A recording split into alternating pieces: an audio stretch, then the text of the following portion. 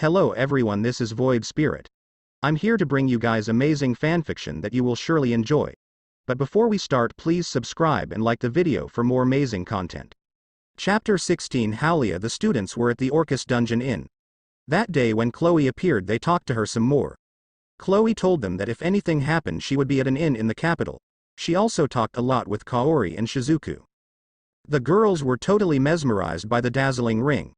They also asked if they could help find this person, but Chloe answered that the person would come to the capital sooner or later.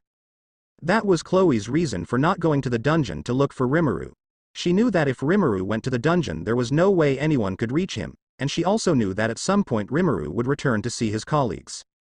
In fact, there was an incident where Kondo tried to flirt with Chloe and even called her by her first name without honorifics. But he sensed a strong murderous intent coming from her and corrected himself immediately. Chloe didn't want anyone but Rimuru or her close friends calling her so casually. Today Shizuku and Kaori were going to say goodbye to Chloe before returning to the dungeon.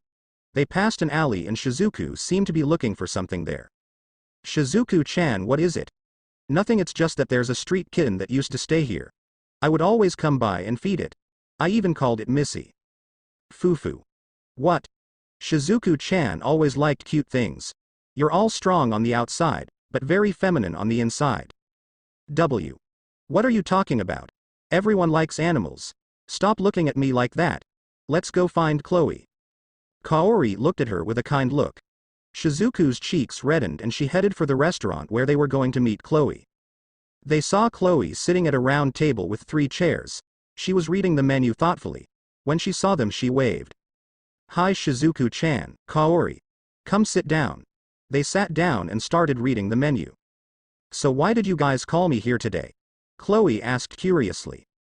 Oh, we just wanted to let you know that we will be going to the Orcus dungeon to train tomorrow and wanted to say goodbye.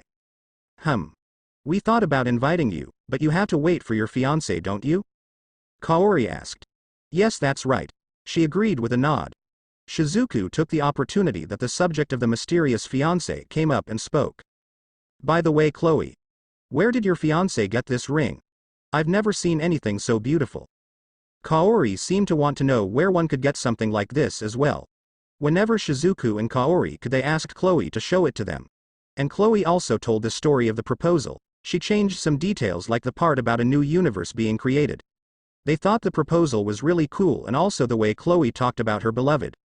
Always embarrassed and excited to show him off. This made them even more excited to meet him. Chloe thought about it for a while and spoke up.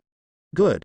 I don't know exactly how he got it, but he said it's made of 2 super rare jewels, so it must have been pretty hard. But enough about me and my fiancé. And do you have anyone? The 2 were a little embarrassed, and Chloe said. Well, Kaori, I know it's that Nagumo-kun guy, right? Kaori was surprised that Chloe knew so much, but decided that there was no point in lying and spoke. Well, you could say that. She spoke red. What about you, Shizuku-chan? Me. No one. No one at all. You could tell by her reaction that there was someone, but Chloe decided not to say anything. They talked some more while eating, and after a while they were saying goodbye. Ah. Chloe, can you do me a favor? Shizuku asked Chloe before they left. Sure. What is it? There's an orange kitten that stays here in the alley of this restaurant usually. I always give him food, but I haven't seen him today. If you see him, could you give him something to eat? A kitten? Sure. I love kittens and cute animals. It seems Chloe was more sincere than Shizuku at this part. Okay, thanks. So bye. They said their goodbyes, and the next morning the class returned to the Orcus dungeon. South of the Haltina forest. A tribe of rabbitmen were hiding under the trees. Far above them had several flying monsters that might resemble a pterodactyl. This was the Halia tribe. They had fled their city to avoid death. But they didn't have any fighting skills, so the only thing they could do against the magical beasts was to use their natural stealth skills. The tribe had greatly diminished in recent times. Half of them were in the northern mountains and some had been captured by the empire to become slaves. The others were here. One of the children came out from under the trees with fruit in his hands and spoke. Mom, look what I found. He spoke this and ran to his mother. No. The Kam tribe chief tried to stop him, but it was too late. Gwar. One of the flying monsters would swallow him up, and everyone thought it was too late when DOPAN a shot rang out and the monster dropped dead. They looked in the direction of the explosion. Dad, guys, I brought help. There was the special girl who disappeared a few days ago. Shia. Everyone was confused by the events. Shia was with 3 humans and was riding on some kind of strange magical beast, motorcycle. At this moment Hajime said something. Hey, sorry rabbit, you want to help your family, right? Huh? Shay was confused by the question. Then help us as bait. He threw Shay high into the air and several flying monsters attacked her. Help. Hajime-san. Shay. His family was shocked at Shay being thrown to her death for help. DOPAN. Hajime killed all the monsters with headshots. The other monsters were angry at having their friends killed and went after Hajime. Rimuru threw Hell Flare at them and they all died. The Halia could only watch in bewilderment. Shay fell safely onto the bike. They approached the tribe to talk. By the way, on the way here there was an incident where Shia discovered that the group could also manipulate mana directly and started crying, saying that it was good not to be alone. She meant that it was good not to be the only one with magical beast powers. Everyone looked at her with kind looks and you even stroked her head. Shia. Are you okay? Shia, who was complaining to Hajime saying that he should be kinder to her, turned her attention to the man who called her Dad. The one who called her was a rabbit man with dark blue hair. The chief of the tribe and Shia's father. They hugged each other and then explained the situation to the other rabbit men. DOPs of explaining things, Cam turned to Hajime and spoke. Is it okay to call you Hajime Dono? I am Cam, the head of the Halia and Shia's father. I thank you very much for helping us in this crisis. As a father and as a chief. He bowed in thanks. The other Halia did the same. Don't bother to thank me. That was in exchange for guiding us through the sea of trees. Don't forget that. Besides, aren't you trusting us too easily? Even though demi-humans and humans don't have a good relationship? You have Shia's trust. That's why we trust you too. That's because we're a family.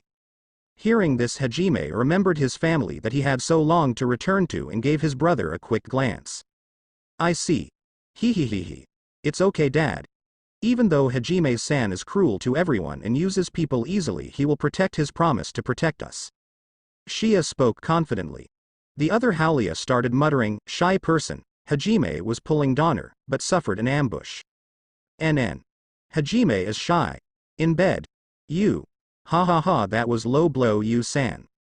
His brother started laughing and Hajime shot him, but he was defended easily. Making Hajime more angry, he even spoke, that cheating bastard. Well, let's continue on our way. The 42 people of the rabbit tribe were traveling through the Great Raisin Canyon. Various monsters were trying to attack them, but they all received headshots or were killed by flashes of lights from Rimuru, Megiddo. All the rabbit men looked at them as their heroes, especially the children. Fufufu. Hajime-san, the children idolize you, you know. Why don't you wave to them? Otherwise you will lose to Rimuru-san. Indeed, Rimuru was talking to the children gently, and they were giving him many compliments. So Shia decided to tease Hajime, but Hajime was in a good mood to see such a close-knit family and did nothing. Kakaka. Shia and Hajime are already close. Looks like Shia is already at that age hein. Well, if it's Hajime Dono, that's a relief. DOPAN. He was not in such a good mood and Cam was met with rubber bullets. After walking for a while they finally reached the exit of the canyon. When he got there, Shia called out to Hajime. Hajime-san. Let's say there are some Empire soldiers here. What will you guys do? What do you mean by that? It's that the Empire soldiers are of your race. So if they attack us you will be able to fight them? Rabbit Project. Haven't you seen the future? Yes, I have seen you facing the soldiers of the Empire. Then what's the problem? Rimuru interrupted, confused. I want to confirm that you were okay fighting your own race to protect us rabbit men. Shay had seen several possible futures and wanted to make sure she was headed in the direction of the best possible future. Yes. The 3 of them responded without hesitation. Hajime didn't care which race it was. He would kill anyone who stood in his way and you would do whatever Hajime wanted. Rimuru was a pacifist, but he knew that these people would not be negotiable and he also had some anger at the Empire soldiers and the Empire itself. They reminded him of the kingdom of Pharmus that tried to attack his country and turn its citizens into slaves out of greed and discrimination. So he would not hesitate to kill those soldiers. We have no problem killing humans. Eh? But they are the same race without you.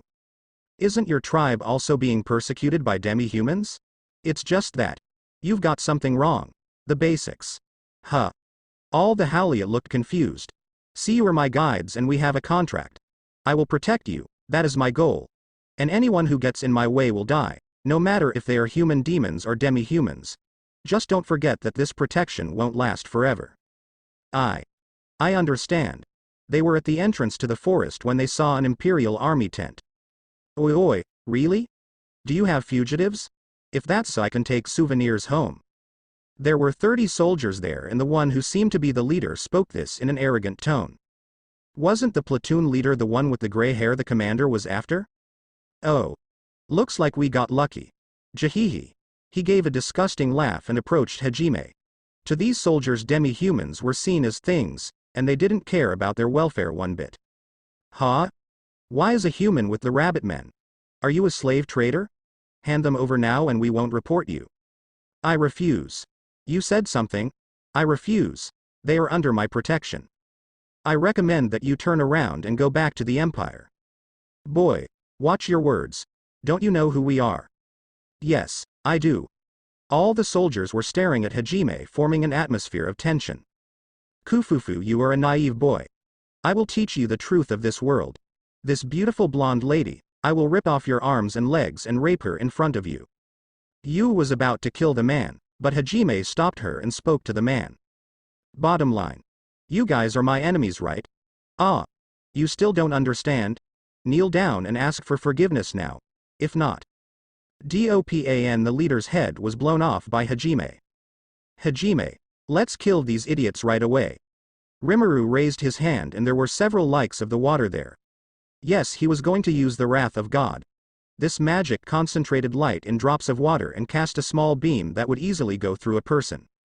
Shoo shoo shoo, the light beams went straight to the soldiers' heads, killing them.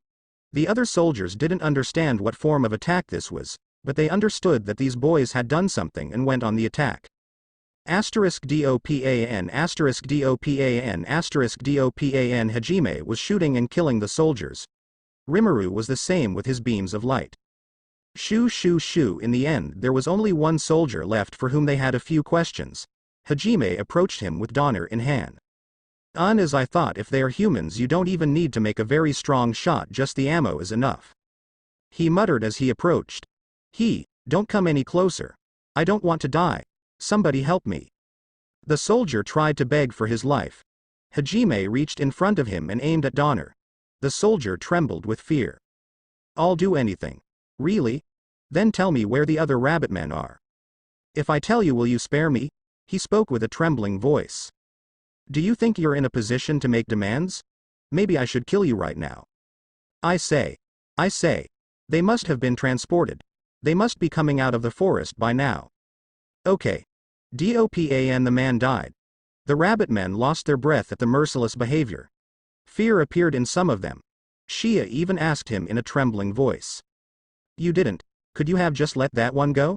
Ha. Hajime stared at her with an amazed expression. She was wanting to simply forgive those who enslaved her family members. Hajime was about to say something, but Yu stopped him.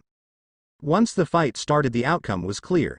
Even if he was weak, he would be a nuisance sooner or later. It's just that. In the first place, how can you look at Hajime like that when he did it to protect you? It seems that Yu was angry with the rabbit men directing negative feelings at Hajime after he protected them. The tribe was left feeling guilty and Rimuru broke the silence. Good. I'll go over and rescue the others. Everyone looked at him in confusion, and Hajime said.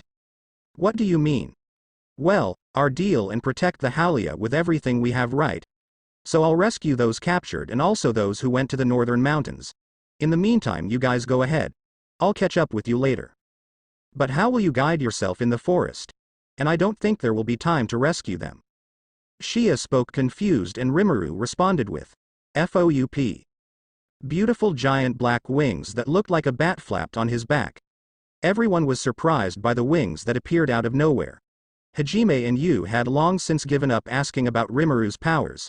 He always changed the subject or talked nonsense, and every time they saw his status board it was different, so they realized that Rimuru could manipulate it.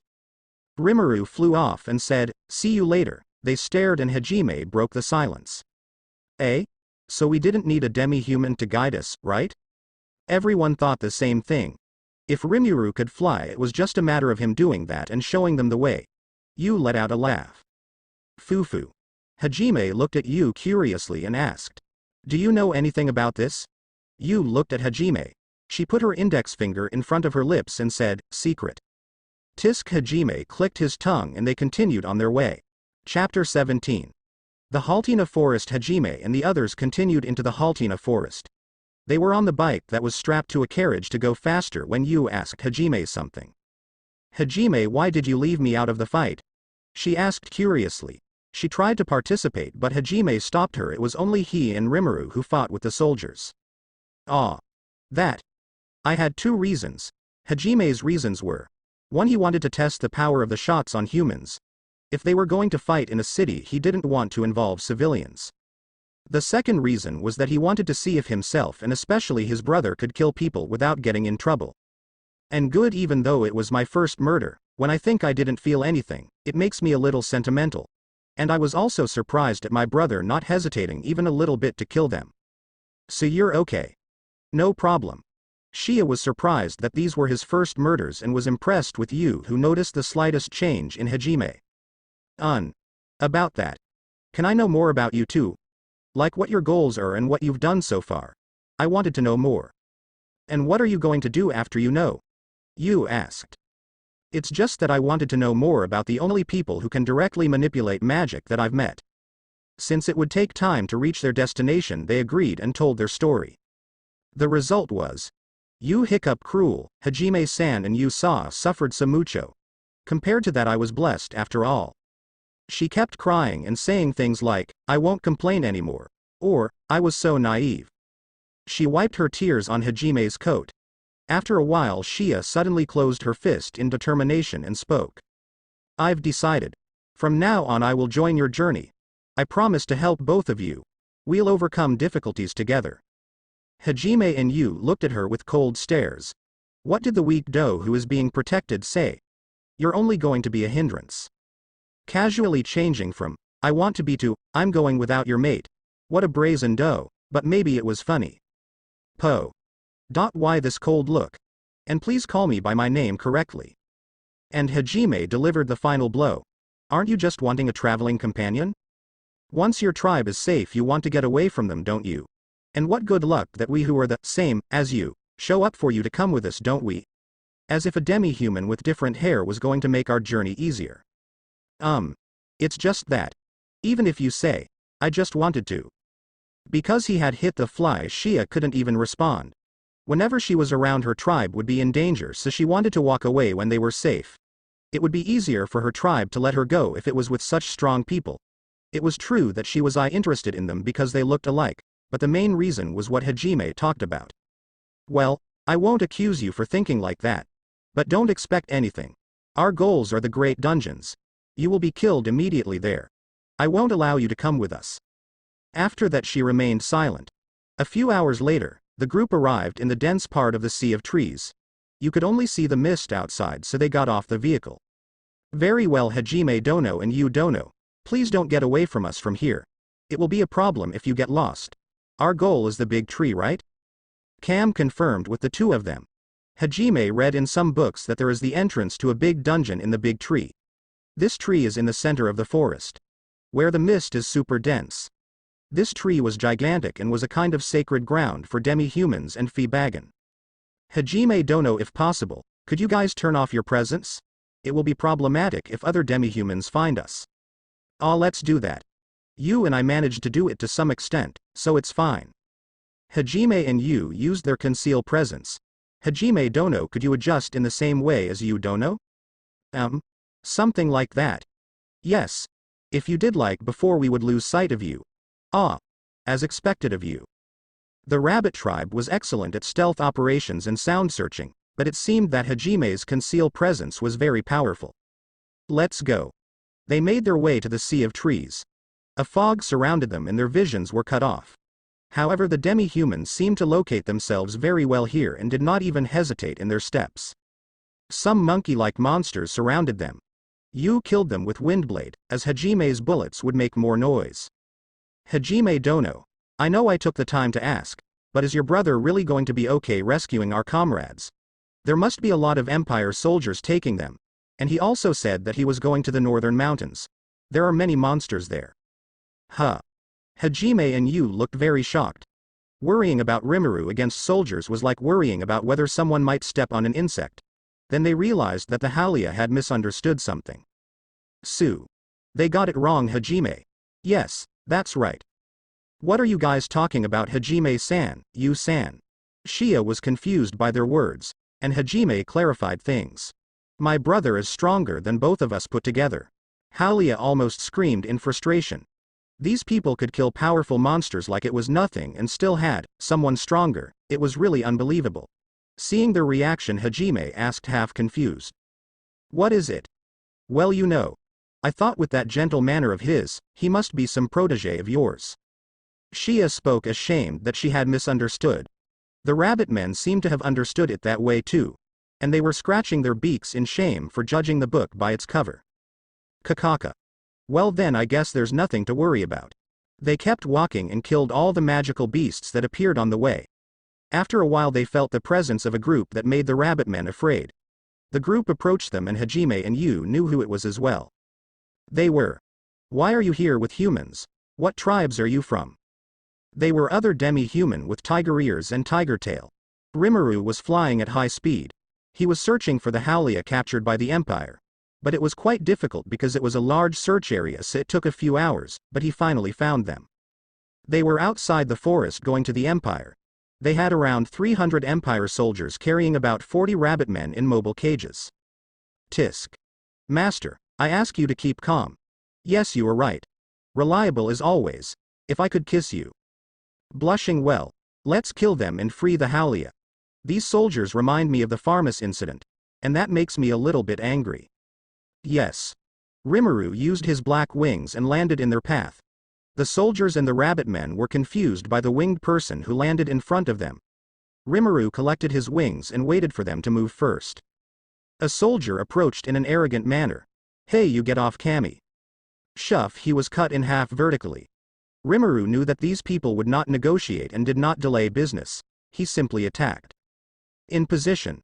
The soldiers only saw their colleague being cut in half and were confused, but the commander's shout drew their attention back. Tornado of Souls. A large tornado formed in front of Rimuru. The tornado had a beautiful pure white color. The tornado sucked out the souls of the soldiers, they fell dead. This magic came from the King of Souls, Hades. This tornado that sucked souls didn't have great range and also didn't work on very strong people, so much so that 10 people were left alive now, but Rimuru killed them with black rays. The reason he used this tornado was selectivity. Most long-range spells attacked everything that appeared in front of them. Only this one could be configured. He set it to suck souls only from humans, so as not to hurt the rabbit men. The rabbit men were frightened by the Empire soldiers being killed so easily and thought they were next. However, Rimuru used iron wires and destroyed the locks of the cages. No one understood why this was happening. HMPH. Hello. Nice to meet you, I am Rimuru. I have come to save you at the request of the Halia.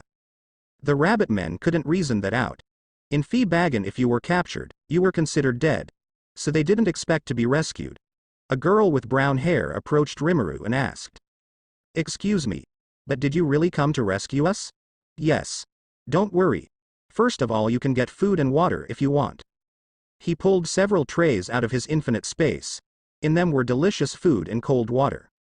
The rabbit men were surprised that things appeared out of nowhere, but they ate anyway. They didn't even suspect poison because if this powerful person wanted to kill them, they knew he wouldn't need it. Delicious. That murmur represented the feelings of everyone there. They began to eat, and Rimuru asked if anyone was hurt. They answered no, so he began to recount the events with Shay and the Halia. Oh. So you know our comrades Rimuru Dono? He nodded and continued. I will also rescue those who have gone to the northern mountains after leaving you safe. Are you really going there? They say it is very dangerous. A black-haired rabbit man asked. Don't worry, it will be easy for me. As you have seen, I am very strong. The Halia were amazed at the confidence and talked among themselves. They seemed to come to a conclusion and spoke. Rimuru Dono, we have something to ask. Please take us near the northern mountains. Rimuru looked thoughtful. They spoke again to try to convince him. If our comrades see us with you, they will find it easier to trust. And you could also have trouble finding them if they are hiding, but if they see us they will come out on the spot. So take us along. Fine. That will also save time to come back and get you. Just stay close to me to avoid danger. They were excited to find their comrades and agreed. Rimuru felt a strong presence behind him and thought an attack was coming, but strangely the only thing there was. A butterfly? Yes, there was a butterfly there coming out of the forest. She had a white body with pink wings and faint blue details, was really beautiful. Isn't she a little big? Indeed, this butterfly was huge. Its wings, if measured from top to bottom, would be 70 centimeters. She was the size of a medium-sized dog. But that was not the only peculiarity of this butterfly. Only Rimuru could see this, but this butterfly was very strong compared to the other creatures of the Haltina forest. She was on a high level, and she reminded Rimuru of two other powerful insects that Rimuru knew. Seal-san could be. Yes, she is the same as Zijin and Apito. Zijin was a big powerful beetle that Rimuru found wandering around his city. He was injured, so Rimuru helped him. He was also with a big bee. Then they became Rimuru's servants and he named them. Naming monsters in Rimuru's world causes them to evolve. After they evolved, because of the naming, they gained humanoid forms. Sometime later, Zijin evolved into an awakened demon lord and became one of Rimuru's most powerful servants. After a while, Rimuru discovered that Zijin and Apito were fugitives from another universe that was in destruction. That universe was full of insectoid beings and its leader Zelenus was created by Veldanava himself. Note: Veldanava is basically a god who created the universes. No one knows where he is today, and he is also the older brother of the real Dragos. After Veldanava's disappearance, Zelenus was lost in madness and vowed to destroy the world if Veldanava did not return, but was stopped by powerful beings. But this battle destroyed the resources of the insect planet, making the insectoids take refuge in other dimensions. So this butterfly here could be an acquaintance of Zijin and Apito. Would naming it work? After coming to this world, Rimuru tested naming us monsters, but it didn't work on any of them. Only if this butterfly wasn't from this dimension it might work. She could get pretty strong. For unknown reasons, her soul is much stronger than Zijin's soul before the nomination. So if she evolved, it could get even stronger than Zijin. That's too much. Wait. How did she find me? The master has a strong connection to Zijin because she used her own flesh to heal him. She may have felt that somehow. Ah, got it. Rimuru turned off thought acceleration and spoke to the butterfly by telepathy. Are you a refugee? Yes, I am. I see that the master has met others like me. The butterfly's voice was a beautiful, soothing feminine voice. Rimuru was surprised by something in her words. Master. Yes. I don't know why, but I feel I must be with you no matter what. Could it be the connection with the others of your kind? No, I feel that too, but it's not that. I simply want to be with you. Please allow me. Rimuru found it a little strange, but many good things have come from strangeness, so he accepted it. Well, since you will be with me, it would be inconvenient not to have a name. Is it okay if I name you? Yes. She spoke in a serene tone, but you could sense a little excitement in her voice. Okay. What name should I give you? The color blue is already kind of my color, so I won't give anything related to those blue details. How about these pretty pink wings? They remind me of a tree I used to have near my school. Oh, I know. From now on you will be Sakura. The pink of his wings reminded him of the cherry blossoms he had on the way to Rimuru's school. A sphere of white mana formed around Sakura. It remained shining for some seconds and then a beautiful girl came out of it.